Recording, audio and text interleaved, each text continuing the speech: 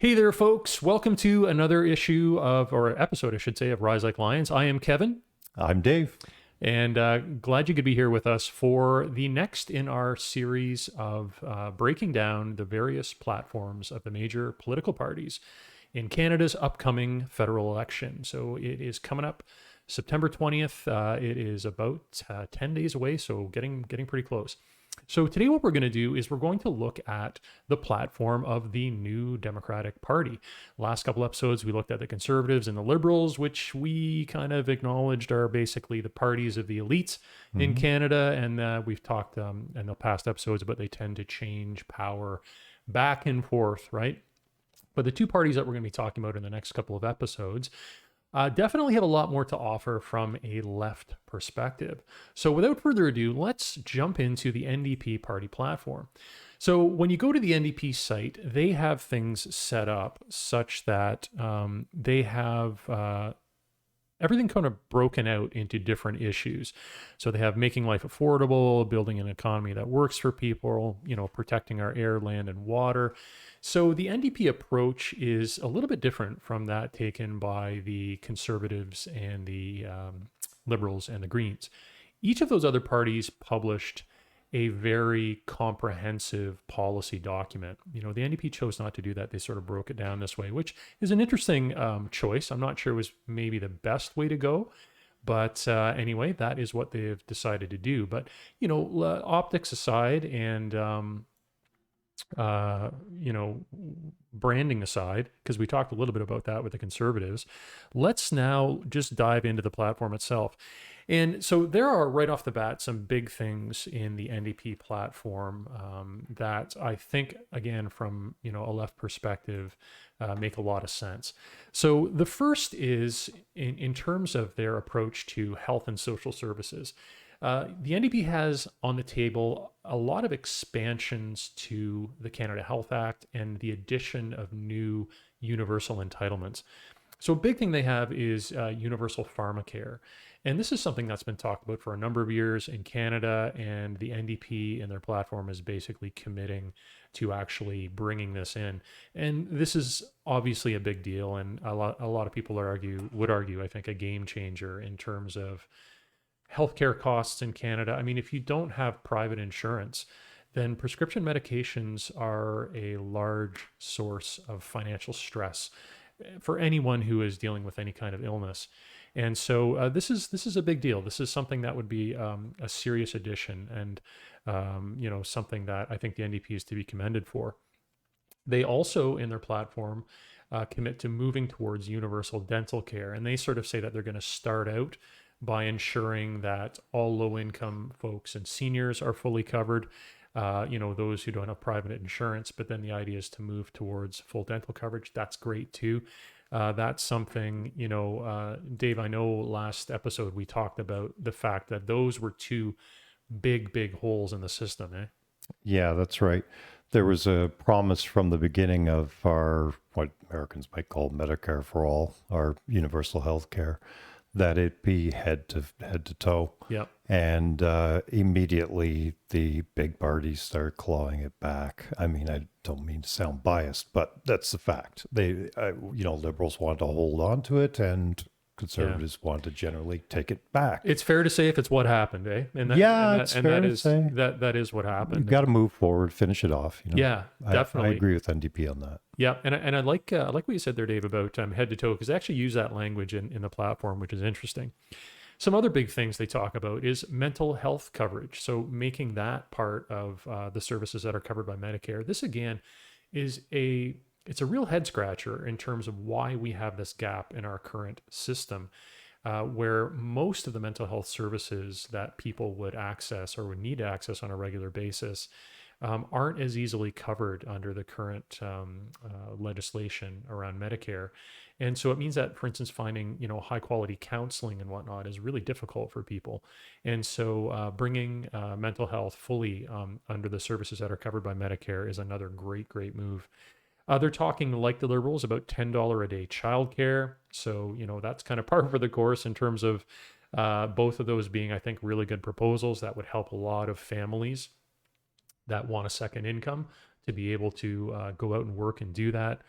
And they also, in terms of let's get all the big entitlements up front, folks, is they're talking about a universal basic income.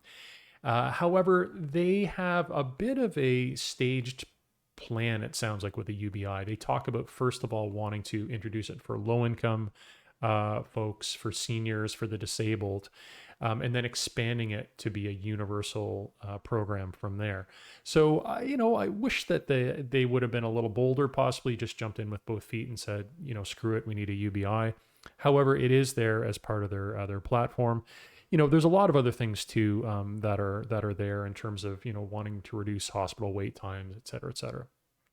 But moving on from health, another important aspect of their platform, and we've talked about this with all of the other platforms to date, is housing is obviously a big issue in Canada.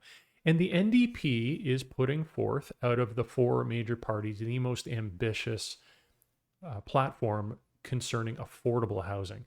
So if you remember when we talked about the Liberals and the Conservatives, sure, they talk about building housing, but affordable housing is not so much what they're focused on. However, the NDP explicitly say we're going to build 500,000 units of affordable housing. However, it's over 10 years.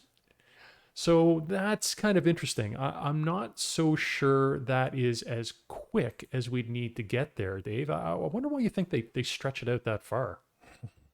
I don't know. I don't know. It feels like a compromise. It feels like It does, doesn't you it? start off intentioning for it to be done in 3-4 years. And then if some aspects take longer, then you stretch it out. Or if there's a lot of bite back, because say you've got a minority government or something. Yeah. But starting off by just compromising like that, I don't know.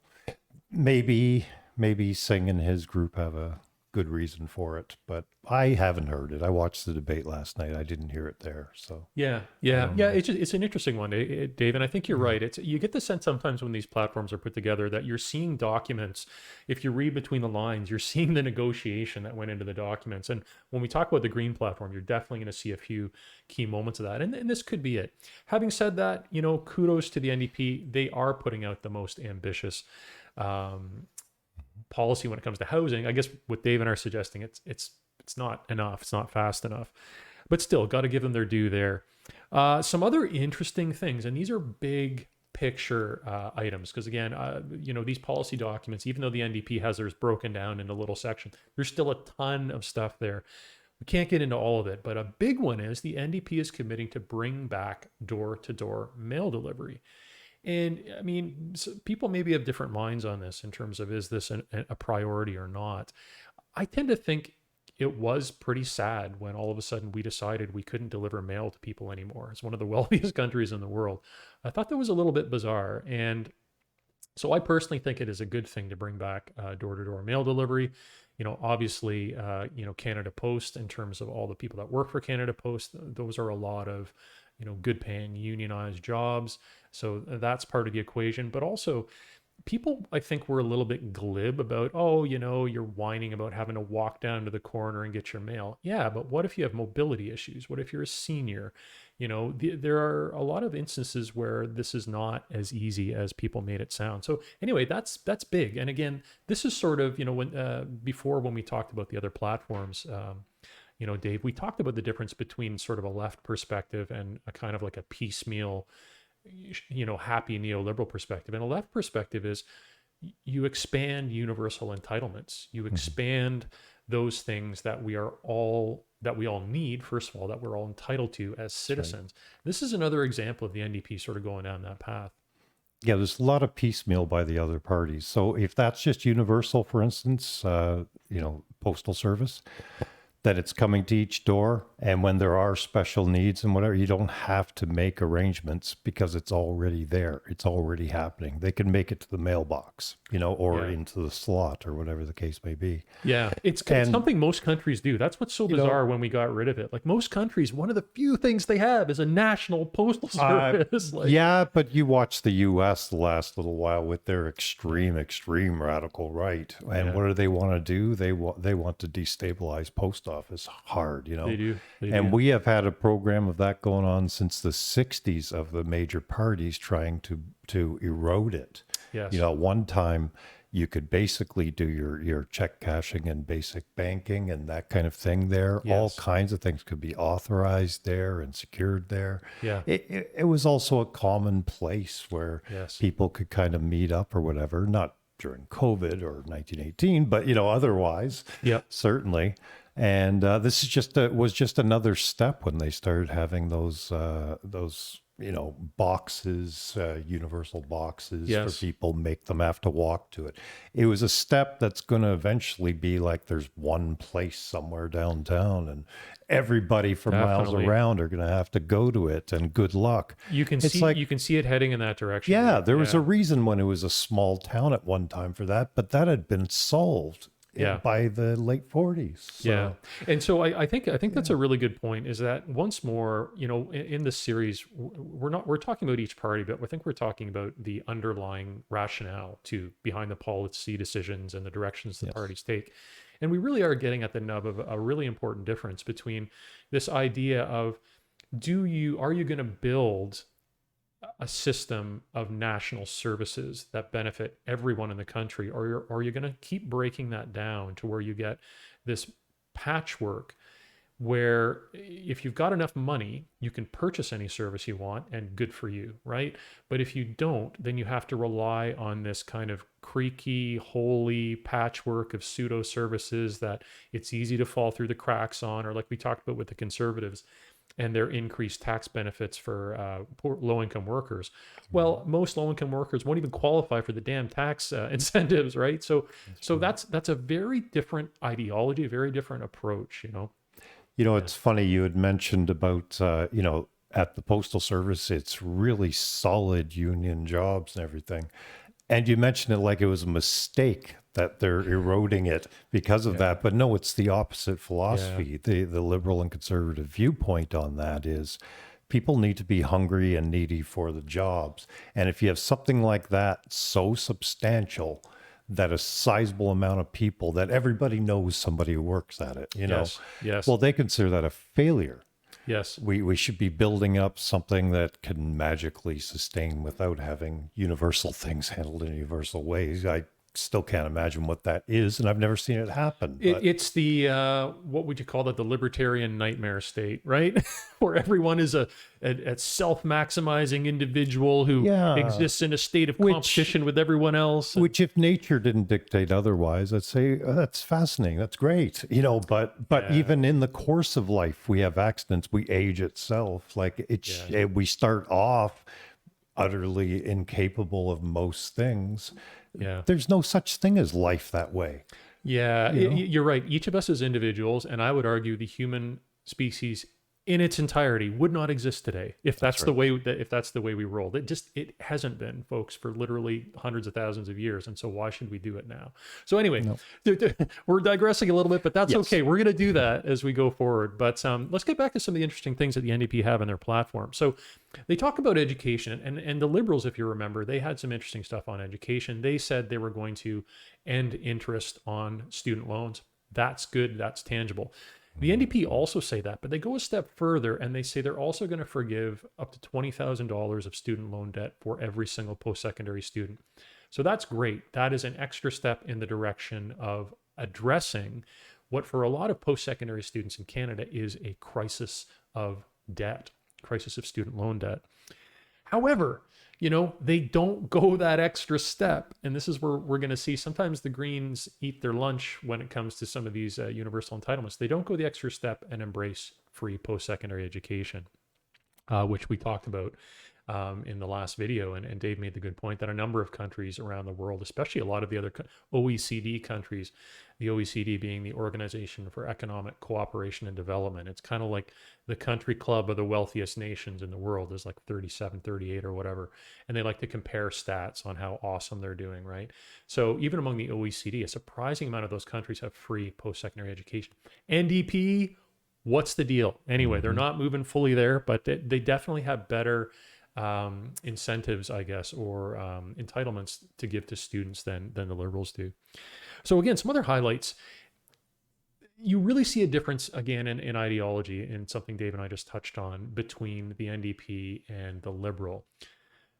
platforms in the sense that the NDP actually have this sense of how are you going to pay for these expansions to public services, health, these sorts of things. How you do that, folks, in a state, especially in a welfare state, is you need to get tax revenue from somewhere, right? You can look at the government in a certain sense, like any other business. There's revenues, there's expenses. The revenues and the expenses have to balance at the end of the day. They should, ideally. Governments can run deficits. They do. There's a lot of sort of debate about that, but I think it's well understood they can.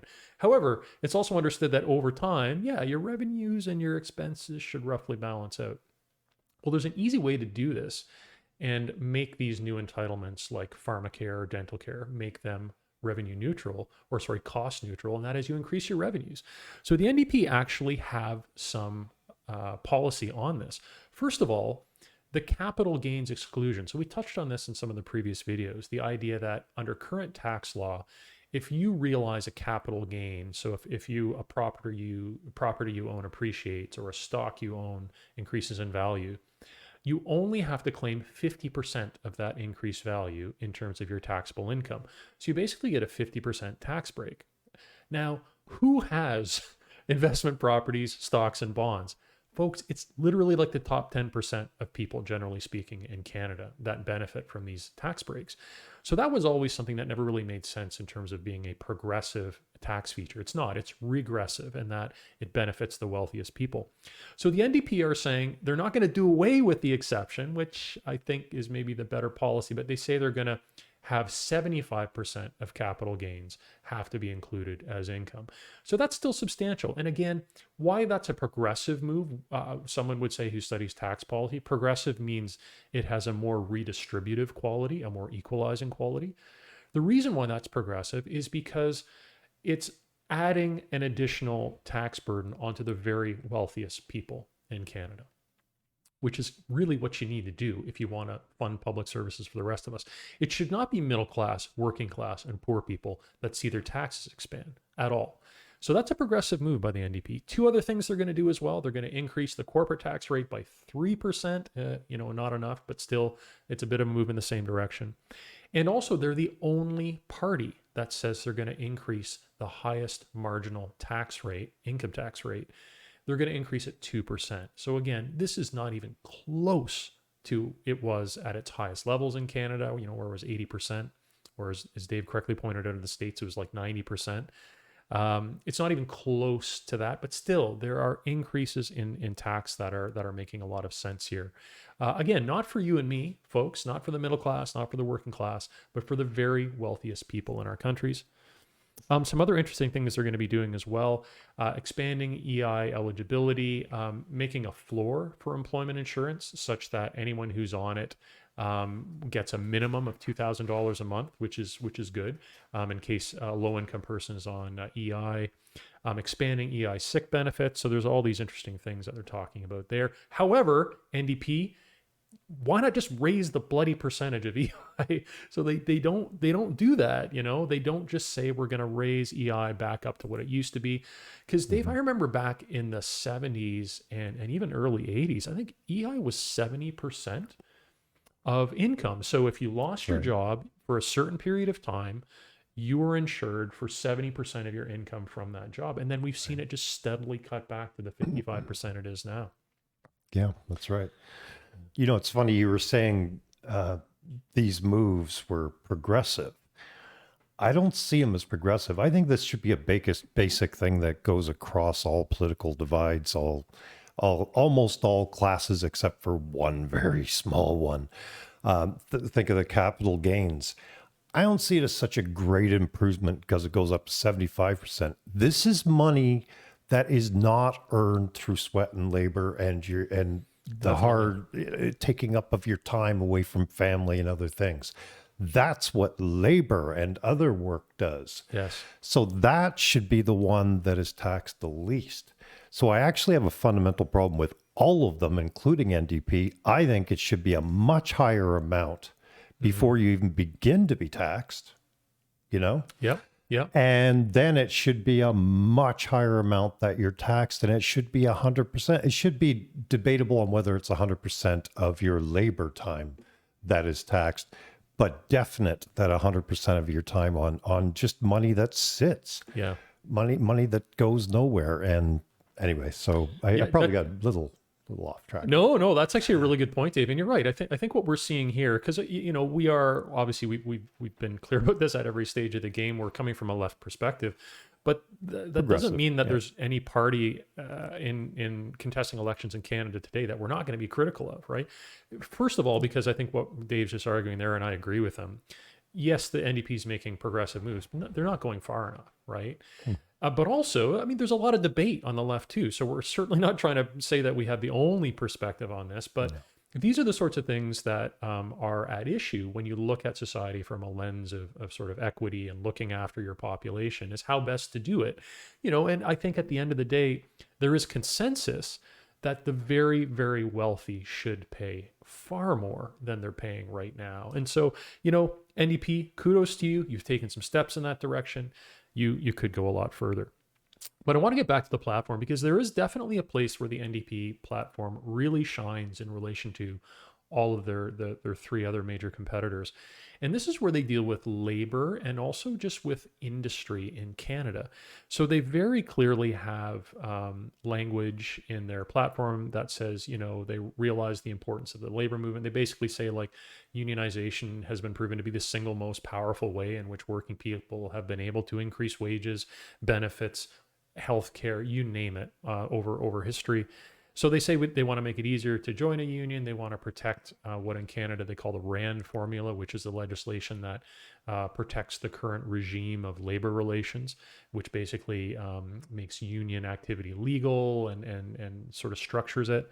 They also want to improve health and safety laws. They want the 10 paid sick days for all workers.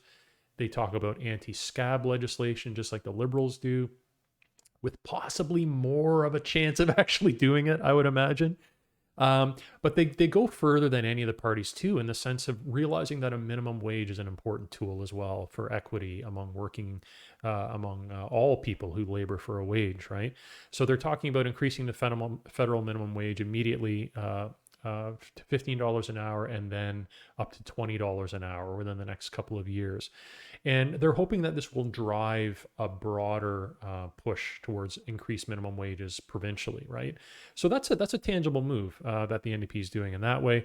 They talk about equalizing compensation for part-time workers, ending the contracting out of public service work, which is very, very important. No other party talks about this. And folks, what this is the fact that we talked about this in the past about healthcare, for instance, but it's also in terms of social services. So many government agencies, the work that they do is being contracted out to private firms. So basically, it's a cheap way for the government to cut costs because they get rid of payroll. But it's like that service you need is still there. So the Service Canada places that people go to do really important things, to sign up for benefits, to ask questions about taxes and stuff like that. Over the years, those have all been privatized. They've all been sort of contracted out to private firms. So the NDP specifically talks about not doing that. And I think that's really, really important. They also talk about protecting pensions from actions in the bankruptcy courts. So right now we have this horrible situation where, if you are a worker who's been working for decades at a factory, let's say, and the factory declares bankruptcy, you fall to the back of the line behind all of the other creditors. Your pension, poof, can vanish overnight. It's happened here in Hamilton, right? With, Stelco going through their restructuring. There was an attack on their pensions. So they talk about that as well. And what's interesting too is they talk about sort of a national industry strategy. So the idea of promoting more manufacturing in Canada, getting us building our own cars here in Canada, and they talk about that same approach, whether it's forestry, fisheries, or agriculture. So there is this idea that we need to support our domestic industries, create domestic jobs. So this is something that obviously from a worker's perspective, this is strong stuff in their platform. However, what we're going to see when we contrast it with the Greens is there's a very different approach here, whereas the Greens are much more, I would argue, and it'll be interesting, to get Dave's thoughts on it when we talk about the Greens, much more on the point, ecologically speaking, the Greens, when they talk about forestry and agriculture and fishing, that sort of stuff. The Greens are really on point ecologically, but they don't talk so much about the worker side of things. So that's a difference between the two parties. So just to wrap up here, and then I want to get Dave and I's final thoughts on this, but some other big highlights. The environment, the NDP platform is strong on the environment. So they're talking about creating a federal climate accountability office, talking about increasing carbon pricing, getting rid of the subsidies on all fossil fuels. They're talking about incentives for people to buy green vehicles, up to $15,000 per family. They're talking about 100% of new vehicles being net zero by 2035. So lots of important stuff there. On truth and reconciliation, there's a lot there in the NDP platform. It's very similar to what you saw in the Liberal platform in the sense of truth and reconciliation being highlighted, land claims resolutions, self-government. All of these things are in the NDP platform as well. There is stuff on arts and culture, promoting arts and culture, funding for CBC, for Telefilm Canada, the Canadian Media Fund. And again, this is a distinction between the Greens and the NDP. So the Greens also talk about supporting culture, but they don't specifically target those government institutions that already exist to support the arts and artists in Canada. The NDP do. So again, they're coming from that perspective of we have institutions in Canada, the CBC, Telefilm, Canada Media Fund. Why not fund those? Because those things have proven successful in the past at getting Canadian media projects and art projects created. So they're all about that. Two last things to close up on the NDP platform. A big one that we've talked about before is electoral reform. And, Dave, of the four parties, the two parties that really center electoral reform are the NDP and the Greens. They take slightly different approaches to it. So the NDP come right out and say, folks, it's mixed member proportional. We're going to implement it if we are elected. And to me, it's refreshing just to see that sort of outright, here's what we're going to do, and we're going to do it. Yep. Yeah. Where it's interesting. I'll just, this is maybe a little inside baseball for folks, but I'm very passionate about electoral reform. So I'm a member of an organization called Fair Vote Canada. I get their material all the time. And Fair Vote Canada, they had a bit of a critique of the NDP approach. They said, well, you shouldn't come right out and say, this is the form we want to do, mixed member proportional. Instead, we should have another National Citizens Assembly on electoral reform. However, and Fair Vote Canada, this is their bread and butter, so they haven't forgotten this. I don't know why they don't mention this, though. Folks, we already had a National Citizens Assembly on electoral reform. Guess what it did? It looked at all the different forms of proportional representation around the world. Guess what it settled on as the best one? Mixed member proportional. So I just want to say, I think there's a rationale for why the NDP are probably saying, folks, we already did this. We looked at our electoral system. We said, guess what? Yes, it does suck, but this is the system that kind of works. So... Anyway, I think it's kind of positive, but it's interesting how maybe that's the way it is with lefty NGOs, is you never quite do it right. I don't know. But I love the folks at Fair Vote. Big love to them. They have been pushing on this issue for years, and it's good to see, the NDP taking it up. Yeah. And the last thing, Dave, and I think this is a really interesting one, is we talked about foreign policy. We have throughout this election series. We talked about how it doesn't get the play it deserves. Right. We talked about how the Liberals and Conservatives have this sort of sad, hooray NATO rhetoric and oh, the nasty Russians and the nasty Chinese. Yeah. There's some interesting differences between the Liberal platform. So if we're moving from far right being the PPC, then the Conservatives, then the Liberals, the NDP move a step further. So they talk about, for instance, pushing for the full nuclear disarmament, the abolishing of nuclear weapons, which is great, very important. Kind of like the baseline of sanity, I think, when it comes to nuclear weapons. Like, good Lord, they should not exist, folks. Like, we need to get rid of them all. That includes the state, especially the U.S. All the countries that have them. That includes Israel, right, who still pretends they don't have them. They have them. Yes, they have them. They have them. And so, the NDP also, they talk about international law. But here's what's interesting to me. They are the only political party that had the courage to put in their platform the specific issue of the conflict between Israel and Palestine, and to explicitly say that Palestinian human rights matter, that Palestinians need a safe and secure state. And This is interesting because, as we, I don't want to get ahead of myself, but we're going to see when we talk about the Green I Platform. was about to say, isn't that having an Yeah. effect on them right now? It really has, Dave. Mhm. Yeah, it really, really has. And so, this is where, again, we've got to be fair. So fair to the NDP for way to put that in. And I know that was because of a grassroots mobilization within the party. That's That's why that language got in there. So good for you folks from the left working within the NDP, because there's a lot of centrists in there too, right?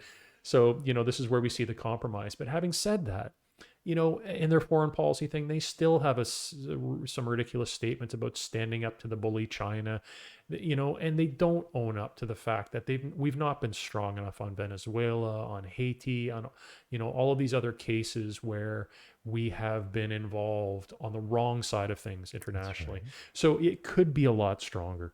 Yeah, absolutely. Bolivia, another case. Bolivia, big Right. time. And that was borne out, the organization of states that the US basically runs down Yeah, in the South OAS. America. Yeah.